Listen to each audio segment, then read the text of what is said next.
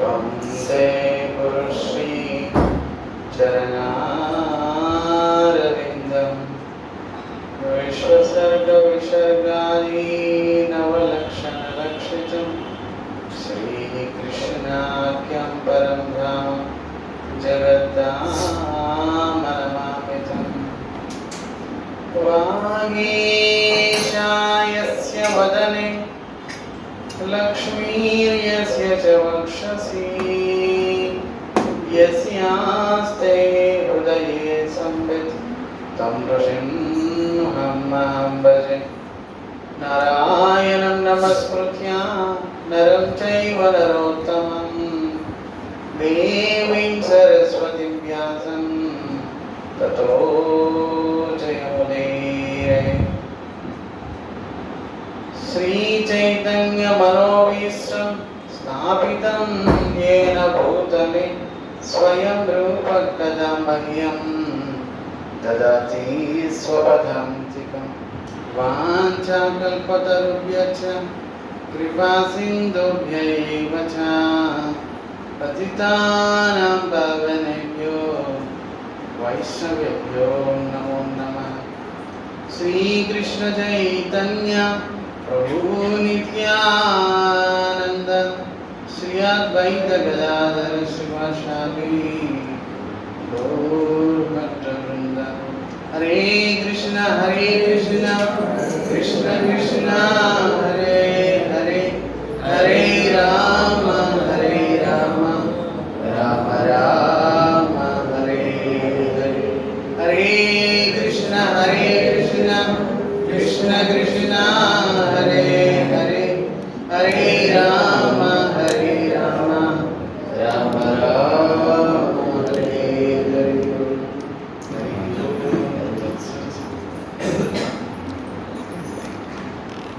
श्री श्री श्री जगन्नाथ स्वामी, श्री बलदेव स्वामी, श्री सुभद्रामయ్య, श्री गुरुदेव, श्री प्रभुपाद वाరి, అనంతకోట వైష్ణవ బృందం, శ్రీపాద చారు స్వామి, రామానంద ప్రభు, అలాగే సురేష్ ప్రభు, ఇలా అందరి యొక్క విశేషమైన అనుగ్రహం వలన అత్యంత పవిత్రమైన ఈ కాశీ క్షేత్రంలో మనం శ్రీ భగవంతుని గురించి చెప్పడానికి, మాకు శ్రవణం చేయడానికి మీ అందరికీ కూడా ఈ సద్భాగ్యం కలుగుతుంది. హరే కృష్ణ.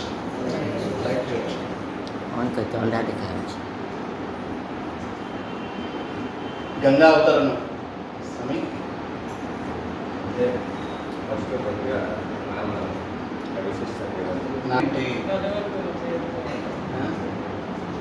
ముక్తి అంటే ఏంటి, ఎన్ని రకాలు ఉన్నాయి? ముక్తి చాలా రకాలు ఉన్నాయి. అసలు ముక్తిని పొందాలా లేదా? ముక్తి అంటే సర్వసాధారణంగా అనుకుంటారు ఈ భౌతిక సంసారం నుండి బయటపడటం, ఇది ముక్తి అనుకుంటారు. మరి ఇంతటితోటి జీవుడు శాంతింపబడతాడా? లేదు. ముక్తిని పొందిన వ్యక్తి శాంతింపబడతాడా? జన్మ మృత్యు జర వ్యాధి, ఇది నాలుగు కూడా సర్వసాధారణంగా భౌతికమైన క్లేశాలు అంటారు, భౌతికమైన తాపాలు. వీటి నుండి బయటపడటంతో ముక్తిని పొందడం అని అనుకుంటారు. నిజానికి ముక్తిని పొందిన వ్యక్తి కూడా ప్రశాంతతని పొందలేడు. ముక్తానామపి సిద్ధాన నారాయణ పరాయణ ప్రశాంతాత్మ సుదుర్లభ కోటిష్వపి మహామయ. భాగవత శ్లోకం. సర్వసాధారణంగా మీరు ఇంతమంది దేవతలు ఉన్న స్వామి ఎవరినొకరిని ఇష్టపడుతూ ఉంటారు. ఇష్టపడతారా లేదా? ఎవరినొకరిని. ఇంతమంది దేవతలు ఉన్నారు,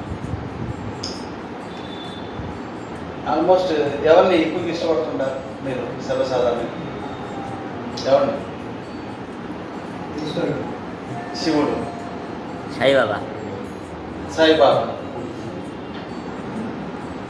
ఎవరినొకరిని ఇష్టపడుతుంటారా లేదా? ఈ ఇష్టపడటం కూడా నిష్ట ఉందా లేదా? ఆ స్వామి దగ్గరికి వెళ్తుంటారా, ఆ స్వామిని స్మరిస్తుంటారా, లేకపోతే ఆ స్వామి మాకు అంతా ఒకటే అని అనుకుంటారు. అందరూ ఒకటే ఎప్పుడు కాదు. భగవంతుడు ఒకటే. భగవంతుడు ఒక్కరే. ఇద్దరు కాదు, ముగ్గురు కాదు, నలుగురు కాదు, వేల మంది కాదు. భగవంతుడు ఒక్కడే. సర్వాన్ని శాసించేది, సర్వాన్ని తన ఆధీనంలో ఉంచుకునేది ఒకే ఒకడు భగవంతుడు. కృష్ణస్తు భగవాన్ స్వయం. ఒకే ఒక ముక్కలో చెప్పాలంటే కృష్ణస్తు స్వయం భగవాన్. స్వయంగా కృష్ణుడు మాత్రమే భగవంతుడు. ఆ స్వామి భగవంతుడు రూపాలు చాలా ఉన్నాయి, నామాలు చాలా ఉన్నాయి, సహస్రనామం. స్వయంగా భగవంతుడు కృష్ణుడు మాత్రమే. ఆయన నుండి రకరకాల అవతారాలు, రకరకాల నామాలు, రకరకాల వీరులు ఆయన నుండే ప్రకటమయ్యారు. మొదట సృష్టి ఆరంభంలో కేవలం కృష్ణుడు మాత్రమే ఉన్నారు, ఎవరు లేరు. చూస్తున్న ఈ దేవతల రూపాలు ఎవరు లేరు. స్వామి ఈ అవతారాలన్నీ రామాది మూర్తిషు కళానీయమైన తిష్ట నానావతారే భువనేశ్వరు కృష్ణ స్వయం సమభవ పరమ కుమార్యో గోవిందమాది పురుషం తమహం భజ.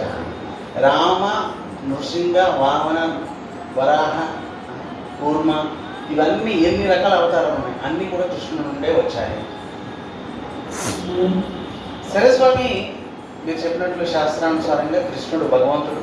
కృష్ణ భక్తి చేయడమే అత్యంత దుర్లభం. ఎలా? దుర్లభో మానుషో దేహో దేహినాం క్షణబంధుర తత్రాపి దుర్లభం అన్య వైకుంఠ ప్రేత దర్శనం. అత్యంత దుర్లభమైంది ఈ మానవ శరీరం. చూడండి, మానవ శరీరము చాలా దుర్లభమైందండి. ఎంత దుర్లభమైందంటే దేవతలు కూడా కాంక్షిస్తున్నారు, దేవతలు కూడా భగవంతుని ప్రార్థిస్తున్నారు, స్వామి మాకు మనుష్య జన్మ ఇవ్వండి. ఆషామాషి కాదండి మనుష్య శరీరం పొందడం. 84 లక్షల జీవరాశులు భ్రమణం చేసిన తర్వాత అత్యంత దుర్లభమైన ఈ మానవ శరీరం పొందాము. అర్థమవుతుందా? ఒక అరగంట మనకి సమయం ఉండదు భగవంతుడి గురించి వినడానికి. కానీ దుర్లభమైన ఈ మానవ శరీరం నుండి మాత్రమే భగవంతుని ప్రాప్తి కలుగుతుంది. ఈ సత్సంగం అనేది సులభం కేవలం మనుషులకు మాత్రమేనండి, మీకు మాత్రమే సులభం. అది కూడా భర్త వర్షంలో జన్మించిన మీకు మాత్రమే సులభం ఈ సత్సంగం. ఇప్పుడు చూడండి, ఒక అరగంటలో మనం అయ్యా ఇప్పుడు మీరు 10 రోజుల కోసం వచ్చారు యాత్రకి. యాత్ర యొక్క సఫలత మీరు చెప్తున్నా, మీకు యాత్ర యొక్క సఫలత ఈ అరగంటే. అర్థమవుతుందా? యాత్ర యొక్క సఫలత అది, ఆ విషయం మీకు తెలియదు. ఏం స్వామి ఒక అరగంట, ఒక గంట నాకు హరికథ ఏదో సత్సంగం చెప్తా అంటున్నారు, మేము వచ్చాము యాత్రకి, అన్ని చూడటానికి వచ్చాము, ఈ సోదంతా నాకెందుకు? నిజానికి యాత్ర యొక్క సఫలత, ప్రతి కార్యంలో సఫలత ఉండాలి. సఫలత లేకుండా రాబోయేది. ఈ యాత్ర యొక్క సఫలత, ఈ 10 రోజుల కోసం మీరు వస్తున్నారే, ఈ యొక్క సఫలత ఈ అరగంటలో లభిస్తుంది. సాధు సాంగత్యంలో మనం భగవంతుని గురించి వినడము, ఇదే సఫలత నిజానికి. మరి కళతో మనం చూసేది నిజానికి ఏం చూస్తున్నాం? అబ్బా గంగా ఇంతకుముందు చాలా నీళ్ళు ఉండేవి, ఇప్పుడేం నీళ్ళు తక్కువ. అబ్బా ఇంత ఇరుగ్గా ఉన్నాయండి రోడ్లు. మా ఊళ్ళో అయితే పెద్ద పెద్ద రోడ్లు ఉన్నాయి, ఎలా పోతుంది కదా. అబ్బా ఇటు కుక్కలు బందులు, అబ్బా ఎంత అసలు మా ఊళ్ళో ఎంత నీట్ అండ్ క్లీన్గా పెట్టుకుంటారు. మరి రోడ్లు ఏంది ఇలా ఉన్నాయి, ఇల్లులు ఏంటి పెట్టుకున్నాయి. ఇవి చూస్తారు ఈ కళతో. మరి ఇవి చూడటానికి వచ్చారా? రోడ్లు చూడటానికి, కుక్కలు పందులు, నీళ్లు చూడటానికి, బిల్డింగ్లు చూడటానికి, ఇవి చూడటానికి వచ్చారా? ఇవి చూడటానికి మరి రోడ్లు, ఇల్లు అన్నీ ఎక్కడ ఉన్నాయి, ఇవి చూడటానికి రాలేదు. అత్యంత దుర్లభమైన సత్సంగం. అందుకే భగవద్ భక్తులతో యాత్ర చేయమంటారు. కనుక మీరందరూ కూడా చాలా భాగ్యవంతులు, ఎందుకంటే భగవద్ భక్తులతో వచ్చారు కాబట్టి. అత్యంత దుర్లభమైన భక్తిని పొందడమే లక్ష్యం. సరే, రకరకాల భక్తులు ఉంటారు. శాస్త్రం ఏం చెప్తుంది? చివరికి శివుడు, మీరు చెప్పినట్లుగా స్వామి చాలా మంది శివభక్తులు ఉన్నారా లేదా? మీరు చాలా మంది ఉన్నారా? శివభక్తులు. రాముడు భక్తుల కంటే శివభక్తులు ఎక్కువ ఉన్నారండి. సరే, శివభక్తులు ఉన్నారు. మరి శాస్త్రం ఏం చెప్తుంది? 100 జన్మలు ఎవరైతే శివభక్తి చేస్తారో, 100 జన్మలు శివభక్తి చేయకుండా హరిభక్తి దుర్లభం. అర్థమవుతుందా? ఇప్పుడు హరిభక్తి చేసే వారందరూ కూడా ఇంతకుముందు శివభక్తులై ఉన్నారు. అర్థమవుతుందా? 100 జన్మలు శివభక్తి, 100 జన్మలు ఎవరైతే శివభక్తి చేస్తారో వారికి మాత్రమే హరిభక్తి లభిస్తుంది. అందుకే వైష్ణవానం యథ శంభు అన్నారు. శివుడి అనుగ్రహం లేకుండా హరిభక్తులు ఎవరు కాదు. కానీ దుర్లభం హరిభక్తులు. శాస్త్రం చెప్తుంది, ఎవరైతే శ్రీరాముడు భక్తులయ్యారు, శ్రీకృష్ణుడు భక్తులయ్యారు, నరసింహస్వామి భక్తులయ్యారు, వారు దుర్లభం. లక్ష్యము హరిభక్తులు. హరిభక్తి సుదుర్లభ. హరిభక్తి అనేది చాలా దుర్లభం అండి. ఇప్పుడు ప్రస్తుతం శివభక్తి చేసేవారు కూడా ప్రశాంతత వారి యొక్క చివరికి హరిభక్తి చేస్తేనే లభిస్తుంది. కేవలం శివభక్తితోటి ప్రశాంతత లభించదు ఎవరికైనా సరే. మీరు లెక్క పెట్టండి, శివభక్తులు ఎంతమంది ఉన్నారు లెక్క పెట్టండి. ఎంతమంది శివభక్తులు ఉన్నారు? పెద్ద పెద్ద భక్తుల గురించి చెప్పండి, చిన్న చిన్న భక్తుల గురించి కాదు. మీ ఊళ్ళో మా ఊళ్ళో కాదు, పెద్ద పెద్ద శివభక్తుల గురించి చెప్పండి. ఎవరైనా శాంతిని పొందారా? భక్తుల పేర్లు చెప్పండి. మీరు శివభక్తులే కదా, మరి శివభక్తులు పేర్లు చెప్పండి, కొన్ని చెప్పండి. రావణాసురుడు. మరి చివరికి ఏమైంది ఆయన గతి? ఇంకా చెప్పండి. ఒక ఆయన అయిపోయారు. ఇంకా చెప్పండి. మరి హరిభక్తి కాని వాళ్ళందరూ కూడా శివభక్తులే. శివుడిని కొలుస్తారు, లేకపోతే బ్రహ్మని కొలుస్తారు. అర్థమవుతుందా? ఎవరైతే రకరకాల కోరికలు ఉంటాయో వారు మాత్రమే శివుడిని కానీ బ్రహ్మని కానీ కొలుస్తారు. అర్థమవుతుందా? రకరకాల కోరికలు ఉన్న ప్రతి వారు కూడా పెద్ద పెద్ద భక్తులై ఉన్నారు. హిరణ్యాక్షుడు, హిరణ్యకశిపుడు, వీళ్ళందరూ కూడా భగవంతుడు తప్ప మిగతా వాళ్ళ దగ్గరికి వెళ్తారు. అర్థమవుతుందా? ఇప్పుడు మీరైనా సరే మీకు కూడా ప్రశాంతత ఎప్పటి వరకు లభించదు, ఎప్పటి వరకు అయితే హరిభక్తి చేయరు. అర్థమవుతుందా? ఎప్పటి వరకు హరిభక్తి చేయరు అప్పటి వరకు కూడా మీకు ప్రశాంతత లభించదు. కేవలం హరిభక్తిలోని మాత్రమే స్వామి నాకేమొద్దు స్వామి మీ భక్తి కావాలి అని కోరుకుంటారు. ఎప్పటి వరకు హరిభక్తి చేయరు అప్పటి వరకు కూడా ప్రశాంతత లభించదు. చూడండి, హరిభక్తులు ఎంతో మంది ఉన్నారు. కొన్ని పేర్లు చెప్పండి.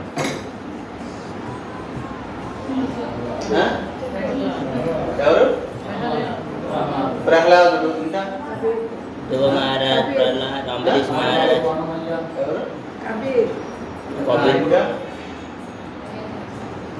ఇంకా హరిభక్తులు చాలా మంది ఉన్నారు. చెప్పండి, పేర్లు చెప్పండి. పరీక్షిత్ మహారాజ్, అంబరీష్ మహారాజ్. మరి వీరందరూ కూడా ఎంతమంది హరిభక్తులు ఉన్నారు? వారందరూ కూడా ప్రశాంతతను పొందారు. తేడా తెలిసిందా అండి? ఇప్పుడు తెలిసిందా తేడా మీకు? తేడా తెలిసిందా? శివభక్తులకి హరిభక్తులకి తేడా తెలిసిందా లేదా? చెప్పండి. ఎంతమంది శివభక్తులు ఉన్నారు? చివరికి హరిభక్తి చేస్తేనే వారు ప్రశాంతతను పొందగలరు. స్వయంగా శివుడే నా భక్తులందరూ కూడా హరిభక్తులు కావాలి అని కోరుకుంటున్నాను. మరి ఆయన దగ్గరికి కోరికలతో వచ్చే వాళ్ళని వెంటనే, ఓహో నువ్వు కోరికతో వచ్చావా, తీసుకొని వెళ్ళిపో, స్వామి నాకేమొద్దు, మీకు ఇష్టమైన వస్తువు మాకివ్వండి అని అంటే అప్పుడు హరిభక్తి ఇస్తాను. అర్థమవుతుందా? హరిభక్తికి శివభక్తికి తేడా తెలిసిందా ఇప్పుడు? కనుక హరిభక్తి అనేది చాలా దుర్లభం. ఎంతమంది చివరి చూడండి, ధ్రువుడు, మొట్టమొదటి ధ్రువుడు అత్యంత ఉన్నతమైన పదవిని కోరుకోవడానికి ఇష్టపడి తపస్సు చేయడానికి వెళ్ళారు. మొట్టమొదట ధ్రువుడు మా తండ్రి కంటే కూడా ఇంకా గొప్ప స్థానాన్ని నేను పొందాలి అనే ఉద్దేశంతో అడవికి వెళ్ళారు. ఎప్పుడైతే 6 నెలల కాల పాటు తపస్సు చేసిన తర్వాత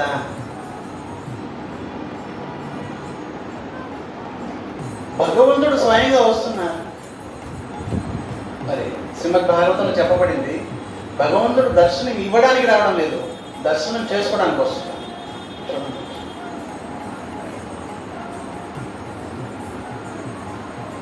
ఎప్పుడైతే భగవంతుని దర్శించిన తర్వాత ధ్రువుడు అంటున్నాడు, కాచిం ఇచిన్వన్ ఇవ దివ్య రత్నం వరన్నయాచో స్వామి కృతార్థోస్మి వరన్నయాచో. స్వామి, నేను కృతకృత్యుడినయ్యాను, సర్వసంతృప్తుడిని అయిపోయాను, నాకు ఇంకేం వద్దు. చూడండి, మొట్టమొదటి కోరికతో వెళ్ళాడు, ఇప్పుడు భగవంతుడిని దర్శించిన తర్వాత అంటున్నాడు, నాకు ఇంకేం వద్దు స్వామి, సంతృప్తి అయిపోయాను. పగిలిపోయిన గ్లాసు ముక్క కోసం వచ్చాను, దివ్యమైన రక్తాన్ని పొందాను, ఇంకేం కావాలా? అర్థమవుతుంది విషయం. కనుక రకరకాల కోరికలు అనేవి సర్వసాధారణంగా కోరికలు కలిగిన వ్యక్తులు ఇతర దేవతలను పూజిస్తారు. చివరికి కోరికలు ఉన్నా కూడా అకామ సర్వకామోవ మోక్షకామ ఉదారతి తీవ్రేణ భక్తి యోగేన యజంతి పురుషం. మీకు రకరకాల కోరికలు ఉన్నాయి, హరిభక్తే చేయండి. మాకు అసలు ఏ కోరికలు లేవు, హరిభక్తే చేయండి. మాకు మోక్షం కావాలని తపన ఉంది స్వామి, హరిభక్తే చేయండి. మీకు ఏం కావాలన్నా హరిభక్తే చేయండి. రకరకాల కోరికలు ఉన్నాయి, అవి తీరుతాయి హరిభక్తి చేస్తే. అసలు ఏమి లేవు స్వామి, భగవంతుడు శరణాలు లభిస్తాడు. మాకు మోక్షం కావాలి స్వామి, అప్పుడు కూడా భగవంతుడు మోక్షాన్ని ఇచ్చి తన పాదాలు ఇస్తాడు. కనుక అత్యంత దుర్లభమైనది హరిభక్తి. రకరకాల భక్తులు చేస్తుంటారు. చివరికి శివభక్తి కంటే కూడా హరిభక్తి అనేది అత్యంత దుర్లభం. స్వయంగా శివుడు తన భక్తులందరూ కూడా హరిభక్తులు కావాలని కోరుకుంటాడు. కనుక అత్యంత దుర్లభమైనది హరిభక్తి. అన్నమాచార్యుల పేరు వినే ఉంటారు, విన్నారా లేదు? మరి హరిభక్తుడా కాదా? ఆయన అంటున్నారు, భగవంతుని ప్రార్థిస్తున్నారు, వెంకటేశ్వర స్వామి, స్వామి మళ్ళీ జన్మంటూ ఉంటే మీ భక్తుల్ని చేయండి.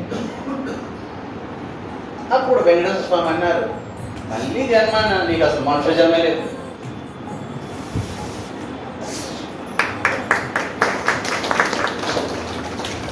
అసలు నీకు మనుష్య జన్మే లేదు. మళ్ళీ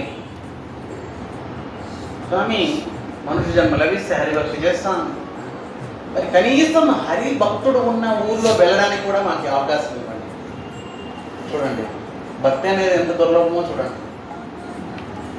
మరి హరిభక్తుడు ఉన్న ఊర్లో వెళ్తే నీకేంటి లాభం? స్వామి ఆయన మీ గుణాన్ని గానం చేసుకుంటాడు.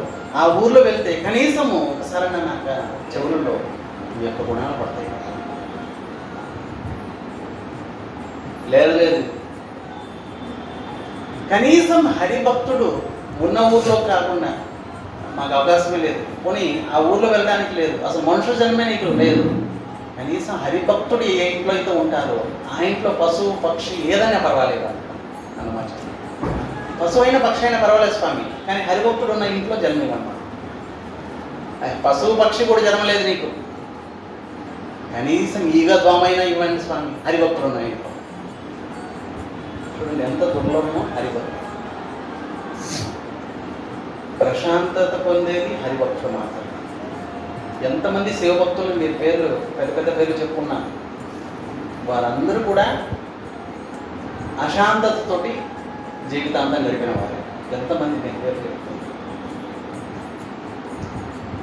కనుక సర్వశాస్త్రాలు చెప్తున్నాయి హరిభక్తి అనేది దుర్లభం. మన యొక్క లక్ష్యము హరిభక్తి. స్వయంగా శివుడు మరి చివరికి అసలు ఎందుకు పనికిరాని భూతాలని దేయాలను కూడా తన వెంట తీసుకెళ్తుంటాడు శివుడు. ఎందుకని? హరిభక్తిని ఇవ్వడానికి. చదవటం. భస్మాసురుడు ఒక రాక్షసుడు, ఆయన పేరు వినే ఉంటారు, భస్మాసురుడు. గొప్ప శివభక్తుడు అండి. ఈ భస్మాసురుడు అనేవాడు గొప్ప శివభక్తుడు. చివరికి తన శిరస్సుల్ని కట్ చేసి హోమంలో వేసేసారు, శివుడికి అర్పించారు. ఎంత శివభక్తుడు భస్మాసురుడు. భస్మాసురుడు నారదుడిని అడిగారు, స్వామి తొందరగా ప్రసన్నులు అయ్యే వాళ్ళు ఎవరున్నారు? అప్పుడు నారదుడిని చెప్పారు, అయ్యా శివుడు తొందరగా ప్రసన్నులు అయిపోతాడు, అయితే నేను శివభక్తే చేస్తాను అని చెప్పి భస్మాసురుడు శివభక్తి చేయడం మొదలుపెట్టాడు. చివరికి శివుని సంతృప్తి పొందడానికి తన శిరస్సును కూడా ఖండించి శివుడికి అర్పించాడు. ఇంకొక శిరస్సే ఉంది, దాన్ని కూడా ఖండించి హోమంలో వేసేస్తాను అని తయారైపోయారు. స్వయంగా శివుడు పార్వతి సమేతం వచ్చారు. ఇటువంటి భక్తుడు నాకు వాడిని ఒకసారి దర్శనం చేపిస్తాను రా అని చెప్పి పార్వతి సమేతం వచ్చారు. అప్పుడు భస్మాసురుడు చూశారు, స్వామి ఇప్పటికీ దయతలిచారే? దయతలిచాను, ఏం కావాలి గొప్ప.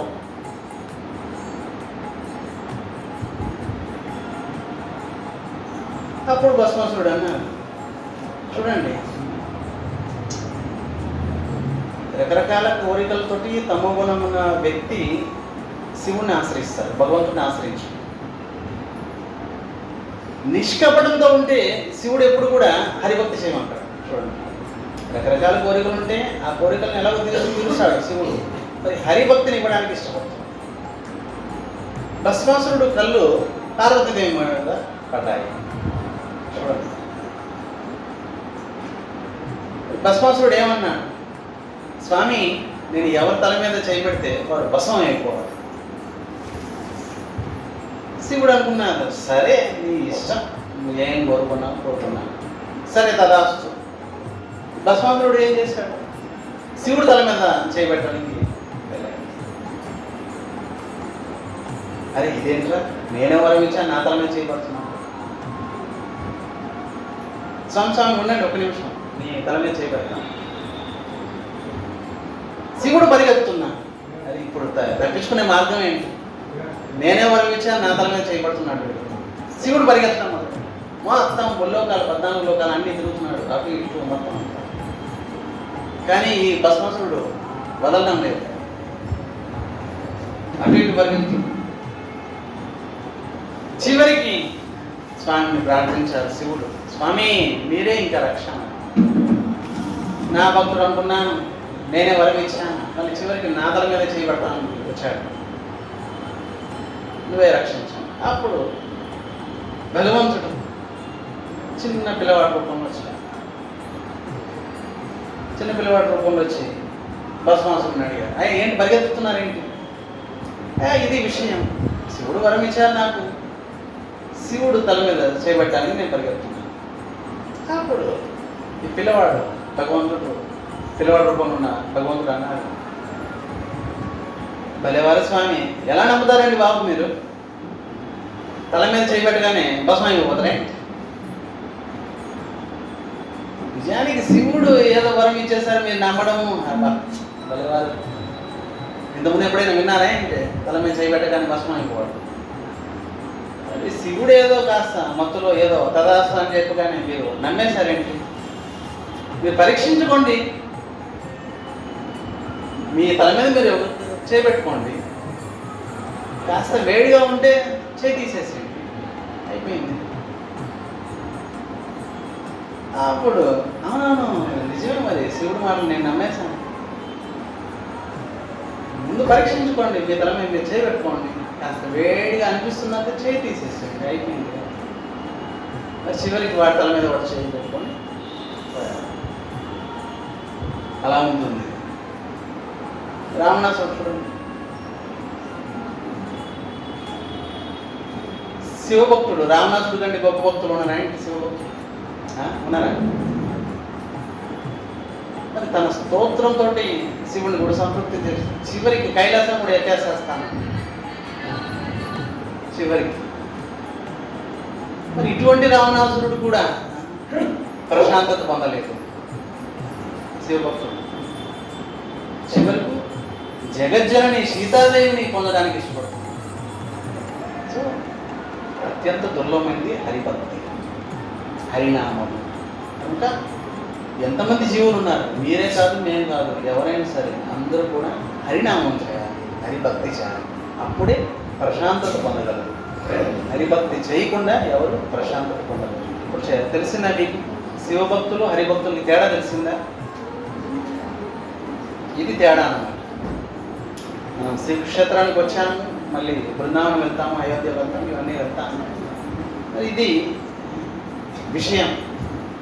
కనుక మీరు ఎక్కడికి వెళ్ళినా సరే భగవంతుడు ఈ కలియుగంలో ప్రత్యేకంగా హరే నామ హరే నామ హరే నామైవ కేవలం కలవు నాస్తైవ నాస్తైవ నాస్తైవ గతి నన్యామం. ప్రత్యేకంగా ఈ కలియుగంలో హరిభక్తి, హరినామం, హరినామం చేయడమే లక్ష్యం. మరి హరినామంలో రకరకాల నామాలు ఉన్నాయి. మరి కలియుగంలో ప్రత్యేకంగా మహామంత్రము అంటారు. మరి అత్యంత సరళమండి, సులభమండి, ఎవరైనా చెప్పగలరు. చిన్నపిల్లలు చెప్పగలరు, పెద్దవాళ్ళు చెప్పగలరు, ఎవరైనా చెప్పగలరు. భగవన్నామం అత్యంత మధురమైనది. రకరకాల స్వాదిష్టమైన మధురమైన పండ్ల కంటే కూడా స్వాదిష్టమైనది భగవంతుని నామం. మరి ఈ రసాన్ని ఎవరైతే ఆస్వాదిస్తారో చూడండి, గమనించండి, భగవన్ నామం అనే రసాన్ని ఎవరైతే ఇష్టపడతారో వారు ఇంక ఏ రసాన్ని ఇష్టపడతారు. భగవన్ ఇప్పుడు ఎలా మందు కొట్టేవాడు, మరి ఈ విధంగా మందుకు బానిస అయిపోతుంది. చివరికి ఇంట్లో ఉన్న సామాన్లు, భార్య సామాన్లు, అన్ని సామాన్లు మొత్తం అమ్ముకొని అయినా సరే వాడు తాగడానికి ఇష్టం. మరి కారణం ఏంటి? అలవాటైపోయింది, దానికి బానిస అయిపోయింది. మరి ఎవరైతే దుర్లభమైన ఈ మానవ శరీరం తీసుకొని హరినామానికి బానిస అయిపోతారో వాడి జీవితం ధన్యం అయిపోతుంది. మరి ఈ కలియుగంలో ప్రత్యేకంగా మహామంత్రం అంటారు. మరి ఈ మహామంత్రాన్ని మీరు తప్పకుండా కనీసం 108 సార్లు జపించాలి రోజు. ఇక్కడ నుంచి వెళ్తారు ప్రతిరోజు ఇక్కడ, మరి ఇంటికి వెళ్ళిన తర్వాత కనీసం 108 సార్లు. అందరూ చెప్తున్నాను, మీరు ఏ భక్తులైనా కానివ్వండి, అమ్మవారి భక్తులు, శివభక్తులు, వినాయకుడి భక్తులు, ఏ భక్తులైనా కానివ్వండి, ఈ మహామంత్రాన్ని జపించండి కనీసం 108 సార్లు. 108 సార్లు అంటే కనీసం 10 నిమిషాలు కూడా పడుతుంది. మీరు ఏ విధంగానే ఉండండి, మరి ఏం తింటారో ఏమో మీ ఇష్టం. మరి మేము ఇంకా నియమాలు చెప్పగానే స్వామి మా వల్ల కాదని చేతులు ఎత్తేస్తారు. అందుకనే ముందు భగవన్ నామం చేయండి.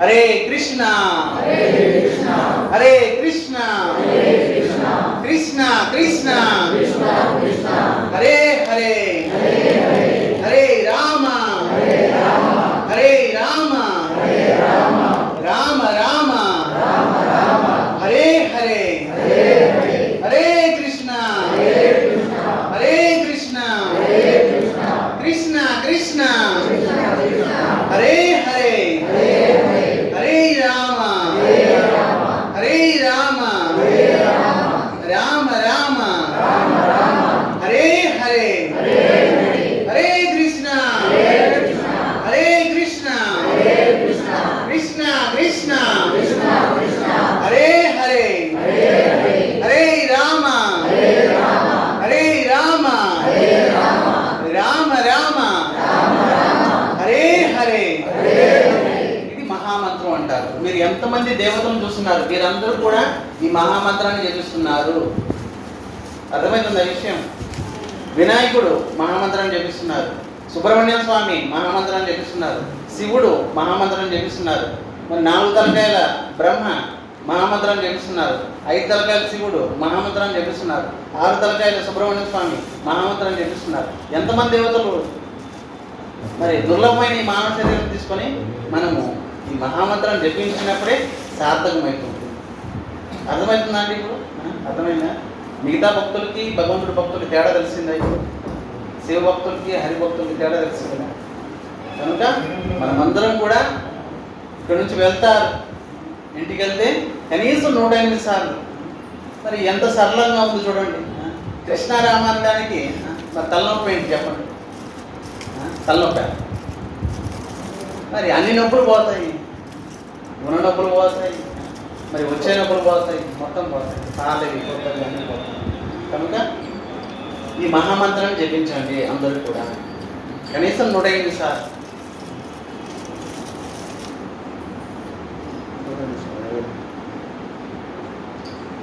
సరే, మనం నిన్న ఎక్కడికి వెళ్ళాం? మనం దర్శనం చేయడానికి ఎక్కడికి వెళ్ళాం? కాలభైరవుడు దర్శనం చేశారా? చేశారా? స్వామి ఎలా ఉన్నారు?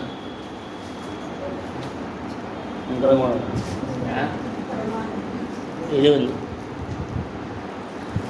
స్వామి ఎలా ఉన్నారు? మరి కాలభైరవుడు, శివుడు ఎన్ని రూపాలు ఉన్నాయండి? శివుడి యొక్క ఎన్నో రూపాలు ఉన్నాయి. అన్ని రూపాల్లోకెల్లా ఉగ్రమైన రూపం ఈ కాలభైరవుడు. అర్థమవుతుంది? శివుడు ఎన్నో రూపాలు ఉన్నాయి. ఉగ్రమైన రూపము, భయంకరమైన కళ్ళు, 3 కళ్ళు, భయంకరమైన ఆయన యొక్క కేశాలు మరి రాగి తీగల్లాగా పెద్ద పెద్దగా ఉంటాయి. త్రిశూలం పట్టుకొని ఉంటారు. మరి కాల భైరవ,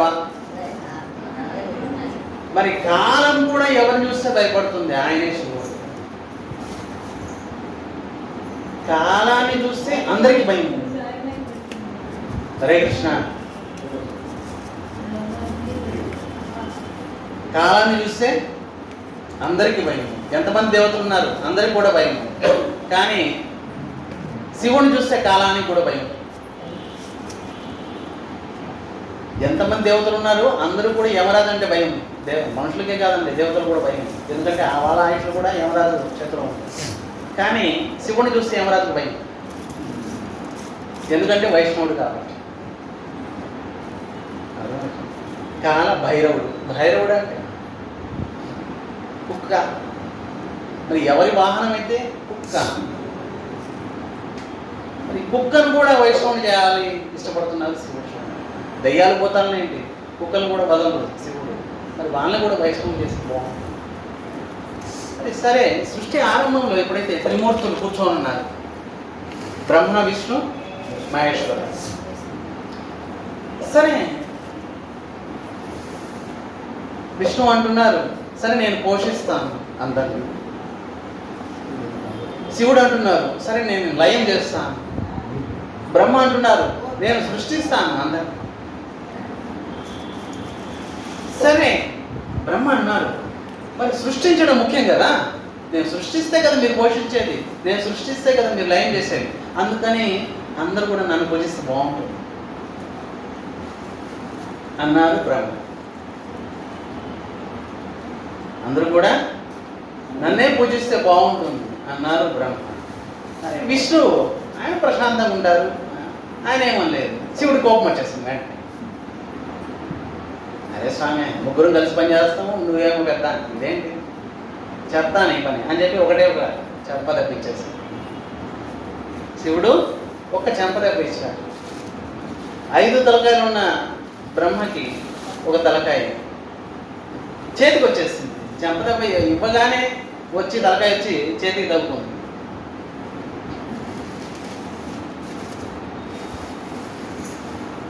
సరే, బ్రహ్మ అంటే బ్రాహ్మణుడు, మరి బ్రహ్మ హత్య తగిలింది శివుడు. ఈ చేతికి తగిలిన ఈ తలకాయని పట్టుకొని 12 సంవత్సరాలు తిరిగారు స్వామి. ఓడడం లేదు, అసలు తలకాయ విడిపోవడం లేదు. 12 సంవత్సరాలు తిరిగారు. చివరికి భగవంతుడు చెప్పారు, అయ్యా మీరు జగన్నాథ స్వామి పూరి ధామానికి వెళ్ళండి, మరి అన్ని సమస్యలకి పరిష్కారం, అన్ని సమస్యల నుండి బయటపడాలంటే పూరి క్షేత్రానికి వెళ్ళండి. అప్పుడు శివుడు పూరి వెళ్ళారు. పూరిలో అడుగు పెట్టగానే తలకాయ కూడిపడి కింద పట్టుకొని. అందుకే కపాల మోచన మహాదేవుడు అని చెప్పి అక్కడ శివుడు ఉన్నాడు. కపాల మోచన, కపాలం అంటే తలకాయ, మోచనం ఎప్పుడైతే తలకాయ చేతి నుండి విడిపోయింది అక్కడ శివుడు ఉన్నారు. మరి ఈ కాలభైరవుడు శివుడి యొక్క ఒక రూపమే, భయంకరమైన రూపమే ఈ కాలభైరవుడు. మరి ఇంత భయంకరమైన రూపం ఎందుకు తీసుకున్నారు? శివుడు అంటున్నారు, మరి భయంకరమైన దుష్టులు ఉన్నారు, భయంకరమైన రాక్షసులు ఉన్నారు. వారిని భయపెట్టాలంటే మళ్ళీ నేను భయంకరమైన రూపం తీసుకోవాలి తప్పదు. మరి చెడ్డవాడికి వాడికంటే చెడ్డ పనులు చేస్తే వాడికి భయం. అర్థమైందా? మరి ఇంతమంది రాక్షసులు దుష్టులు ఉన్నారు, వీరిని భయపెట్టాలంటే నేను భయంకరమైన రూపం తీసుకోవాలి. మరి ఈ ధామాన్ని రక్షిస్తున్నారు. మొత్తం పూరి క్షేత్రాన్నే కాదు, ఎన్ని రకాల ధామాలు ఉన్నాయి, భగవంతుడి ధామాలు అన్నిటినీ రక్షించేది శివుడు. అందుకే క్షేత్రపాలకుడు అంటారు. తాను 8 రూపాయలు తీసుకొని క్షేత్రాన్ని రక్షించడమే కాకుండా భైరవి అంటే స్వయంగా పార్వతీదేవి యొక్క ఒక రూపము భైరవి. ఆవిడ కూడా 8 రూపాయలు తీసుకుంది క్షేత్రపాలకుడికి సహాయం చేయడానికి. కనుక 8 రూపాయలతోటి శివుడు, 8 రూపాయలతోటి భైరవి పార్వతీదేవి క్షేత్రాలన్నింటినీ రక్షిస్తుంది. అంతటితో ఊరికెళ్ళలేదు. మళ్ళీ 8 రూపాయలు, మళ్ళీ 8 × 8 64 రూపాయలు తీసుకున్నారు శివుడు. మొత్తం క్షేత్రాన్ని రక్షిస్తుంది. చూడండి, శివుడి యొక్క రూపాలు ఇది. భగవంతుని యొక్క ధామాన్ని, క్షేత్రాన్ని రక్షించడం. ఇంకా కాలభైరవుడి రూపం చూసారా? ఆయన యొక్క కంఠం ఎలా ఉంది? నీలంగా ఉంది. ఈ హాలహల విషాన్ని తాగారు స్వామి. ఎప్పుడైతే దేవతలు దానవులు సముద్ర మంత్రం చేశారు, మీకు తెలిసే ఉంటుంది, అమృతం కోసం. దేవతలు దానవులు ఎప్పుడు కూడా యుద్ధం చేసుకునేవారు. చివరికి ఇద్దరు కూడా వెళ్ళి భగవంతుని, దేవతలు వెళ్ళారు. స్వామి, వాళ్ళు రాక్షసులు వచ్చి మమ్మల్ని మీద అటాక్ చేస్తుంటారు, మేము వాళ్ళ మీద అటాక్ చేస్తుంటాం, ఒక్కోసారి వాళ్ళు చేస్తుంటారు, మేము చేస్తుంటాం. ఇప్పుడు ఏం చేయాలి? శుక్రాచార్యుడు వాళ్ళ దగ్గర దేవతలకి, దానవులకి మృత్యుంజయ మంత్రం ఇచ్చి వాళ్ళని, చనిపోయిన వాళ్ళని బతికిస్తున్నారు. మరి మా పరిస్థితి ఏంటి? అప్పుడు భగవంతుడు అన్నారు, సరే సరే, మీరు కూడా బతకాలంటే అమృతం తాగండి. మరి యుద్ధంలో చచ్చినా కూడా మళ్ళీ బతుకుతారు. అమృతం ఎక్కడ ఉంది స్వామి? సముద్రంలో ఉంది. సరే ఇవన్నీ ఇచ్చేసేయండి మాకు. అరే ఇచ్చేసేయండి అంటే వచ్చేస్తుంది. మరి దాన్ని మంతన చేయాలి, పరిశ్రమ చేయాలి, అప్పుడే మీకు అమృతం వస్తుంది. సరే సరే మంతన చేద్దాం పదండి. మీ ఒక్కరి వల్ల కాదండి బాబు, వాళ్ళు కూడా రావాలి. ఎవరు స్వామి? రాక్షసు. స్వామి, మేము వెళ్ళి వాళ్ళ సాయం అడిగితే ఇస్తారా ఏంటి? భలేవారు స్వామి. అదే వాళ్ళకు కూడా అమృతం ఇస్తామని ఒక లోపం చూపించారు. మీకు కూడా ఇస్తాం స్వామి కొద్దిగా అని చెప్పగానే వాళ్ళు కూడా వచ్చేస్తారు, మీకు సాయం చేస్తారు. అవునా? అయితే పదండి. వాళ్ళు కూడా సాయం చేస్తారు. ఎలా? ఒక బోన్లోకి దూరిపోయాయి ఎలుక, పాము రెండు కూడా. ఇప్పుడు పాము తప్పించుకోవాలి ఆ బోన్లో నుంచి. ఏం చేయాలి? ఎలుక సహాయం తీసుకోవాలి. ఎలుక సహాయం తీసుకోకుండా పాము తప్పించుకోలేదు. పోనీ ఎలుక సహాయం చేస్తుంది. మరి పాము ఎలుకని ప్రార్థిస్తుంది, ఎలుక ఎలుక, ఈరోజు నుంచి మన ఇద్దరం ఫ్రెండ్స్, స్నేహితులు. మరి నీ కష్టాలు వచ్చినప్పుడు నా చెప్పు, నా కష్టాలు వచ్చినప్పుడు నీ చెప్తాను. మన ఇద్దరం ఎందుకు శత్రుత్వం? మన ఇద్దరం కలిసే ఉన్నా. ఎలుక అనేది నిజంగా కలుసుకుందామా ఏంటి? నిజంగా కలుసుకుందాం. శత్రుత్వం వల్ల లాభం ఏంటి? సరే సరే ఇద్దరం కలుసుకున్నాం. అప్పుడు పాము ఉన్నది, సరే సరే మన ఇద్దరం ఫ్రెండ్స్ కదా, మరి ఈ స్నేహితుల కోసము ఏదైనా సాయం చేయగలవా? అప్పుడు ఎలుకన్నది, మరి స్నేహితుల కోసం సాయం ఏంటి? ప్రాణం కూడా ఇచ్చేస్తాం. సరే ఇస్తూలే ప్రాణం, ముందు ఈ ఫోన్లో నుంచి బయటపడటానికి ఏదైనా మార్గం చూడు. ఎలుక, నా స్నేహితుల కోసం మార్గం చూపిస్తాను అని చెప్పి మార్గం చూపించింది. పాము హ్యాపీగా వెళ్ళిపోయింది. వెళ్తూ వెళ్తే ఏమన్నది, నేను వచ్చేసాను, నువ్వు కూడా వచ్చేసి. మరి ఎలుక రాగానే పట్టేసింది. మరి అవసరమైనప్పుడు కాలు పట్టుకోవాలి, తప్పదు. మీరు కూడా వెళ్ళి కాలు పట్టుకోండి. సాయం అడగండి. దేవతలు వెళ్ళారు సాయం అడగండి. అది రాక్షసులు బాగా సరే సరే మాకు కూడా భాగం ఇస్తా అంటున్నారు. శుక్రాచార్యుడు అన్నాడు, నీకు భాగం ఏంటి? అది మంత్రం మన దగ్గర ఉంది, మీకు అమృతం అక్కర్లేదు. స్వామి అమృతం కాస్త తాగితే బాగుంటుంది. మంత్రం ఒక్కోసారి పని చేస్తుందో పని చేయదు, అమృతం పని చేస్తుంది. నేను అంటున్నా సాయం చేస్తాను. సరే రాక్షసుడు మరి మంత్రం చేశారు. మరి అమృతం కోసం మంత్రం చేశారు.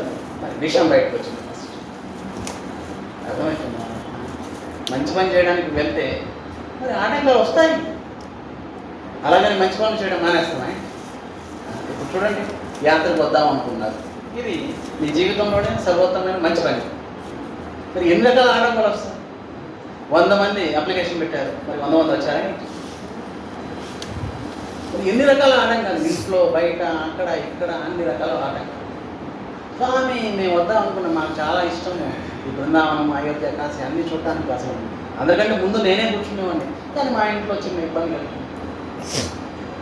మా ఇంట్లో ఇది, మా వీధిలో ఇది, మా పెద్దవాళ్ళు ఇది అంటున్నారు, మా పిల్లలకు కుదరదు అంటున్నారు. మరి రకరకాలుగా అయిపోతుంటాయి.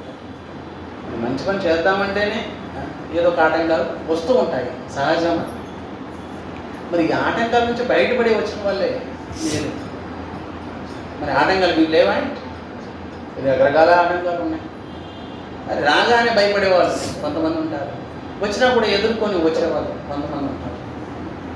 సో వచ్చారు. అలాగే అమృతం కోసం ప్రయత్నించారు, విషం వచ్చేసారు. విషం రాగానే ఆంధ్ర పరిగెత్తుకున్నారు. చూడండి, రాక్షసులు దేవతలకు తేడా ఏంటి? దేవతలు కష్టాలు వస్తే భగవంతుని శరణ పొందుతారు, స్వామి మీరే దిక్కు.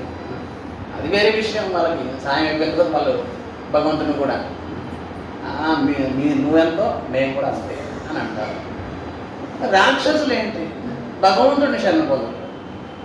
మరి వెళ్తే శివుడి దగ్గరికి వెళ్తారు, లేకపోతే బ్రహ్మ దగ్గరికి వెళ్తారు, కానీ భగవంతుడి దగ్గరికి వెళ్ళరు. ఇది రాక్షసులు. మళ్ళీ వాళ్ళు వరాలు ఇచ్చినా కూడా వాళ్ళ తలకాయలను కూడా తనేస్తారు. సరే చివరికి అందరు వెళ్ళి భగవంతుడు ప్రార్థించారు. భగవంతుడు అన్నారు, సరే విషం తాగడం నాకు అలవాటు లేదయ్యా, మరి శివుడి దగ్గరికి వెళ్ళండి, ఆయనకి అలవాటు అయిపోయింది. అందరూ శివుడిని ప్రార్థించారు. మరి శివుడు ఈ ఆలకల విషయాన్ని దోషంతో పట్టుకొని తాగాడు. అది తాగగానే మరి ఎక్కడికి వెళ్ళిపోద్ది? పొట్లోకి వెళ్ళిపోద్దా లేదా? ఏదైనా మనం తిన్నాము తాగామంటే ఎక్కడికి వెళ్తాం? పొట్లోకి వెళ్ళిపోద్ది. మరి శివుడు ఆలోచించారు, అరే నా హృదయంలో నిత్య నివాసం సీతారాముడు, మరి విషము లోపలికి వెళ్ళిపోతుంది. అయ్యో నా సీతారాములకి హాని కలిగిస్తానే? లేదు లేదు లేదు. పోనీ బయటికి వెళ్తే లోక కళ్యాణం ఎలా అవుతుంది? అందుకనే ఏం చేశారు? కంఠంలో ఉంచేస్తున్నారు. బయటికి లేదు, లోపలికి లేదు, కంఠంలో ఉంచుకున్నారు. అందుకే నీలకంఠుడు అనే పేరు వచ్చేసింది. బోలో నీలకంఠ మహాదేవుడికి, కాలభైరవ మహాదేవుడికి. మరి ఆయన యొక్క కంఠం చూడండి, కాలభైరవుని దర్శించాము. నీలకంఠం ఆయన కేశాలు, ఆయన యొక్క రూపం. పక్కనే ఒక వాహనం, కుక్క వాహనం. అందుకే కాలభైరవుడు సర్వక్షేత్రాన్ని రక్షిస్తాడు. స్వామి శ్రీ జగన్నాథ స్వామికి, శ్రీ బలదేవ స్వామికి, శ్రీ సుభద్రామయ్యకి, శ్రీ కాశీ క్షేత్రకి, శ్రీ అన్నపూర్ణ మాతాకి, శ్రీ విశాలాక్ష మాతాకి, శ్రీ కాశీ విశ్వేశ్వరుడికి, శ్రీ గణపతి స్వామికి, శ్రీ గంగా మాతాకి, సమవేత భక్త బృందకి, శ్రీ బిందు మాధవకి. నిన్న వెళ్ళాం బిందు మాధవ. మరి ఇటువంటి విషయాలన్నీ మనం తెలుసుకోవాలి. ఎలా వచ్చారు స్వామి మనం మళ్ళీ చెప్పుకుంటాం. యాత్ర ఇంకా ఆరంభించాం కాబట్టి మళ్ళీ ఎక్కడికి వెళ్తాం, ఆ విషయాలన్నీ మనం చెప్పుకుంటాం. గోవిందా గోవిందా.